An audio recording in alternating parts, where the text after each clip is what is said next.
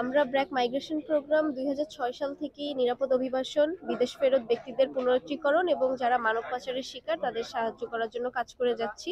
বিভিন্ন সময় আমরা যখন খবর পাই আমাদের প্রতিবেশী রাষ্ট্রগুলোতে বাংলাদেশি নাগরিকরা বিভিন্ন কারণে প্রবেশ করে আটকা পড়ে আছেন, আমরা স্বরাষ্ট্র এবং পররাষ্ট্র মন্ত্রণালয়ের সহায়তায় তাদেরকে ফেরত নিয়ে আসার প্রক্রিয়া শুরু করি। আজকে যেমন আপনারা জানেন ১২ জন বাংলাদেশে প্রবেশ করেছেন।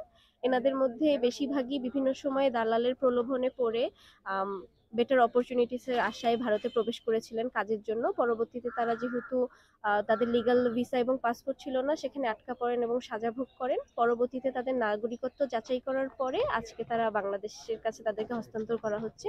আমরা তাদেরকে আজকে জরুরি অর্থ এবং খাদ্য সহায়তা প্রদান করব এবং পরবর্তীতে তারা সমাজে যেন আবার ঘুরে দাঁড়াতে পারে এজন্য তাদের যে ধরনের ট্রেনিং কিংবা অর্থনৈতিক সহায়তা দরকার সেই ব্যাপারে কাজ করব এবং এর পাশাপাশি তাদের মনোসামাজিক কাউন্সিলিং এর জন্য আমরা কাজ করে থাকি। এই যে বললেন যে বেআইনিভাবে অনুপ্রবেশ করছে যা দালাল মারফত, ওইটার বিরুদ্ধে কি আপনাদের সরকার তরফ থেকে কোনো ব্যবস্থা নেবে?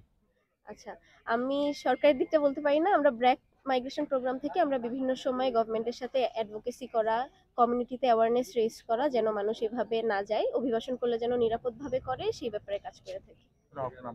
আমি Shaila Sharmin, deputy manager, BRAC migration programme. Thank you.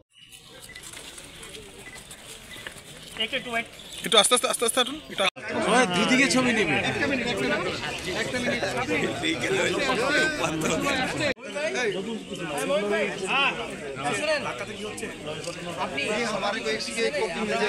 আপনি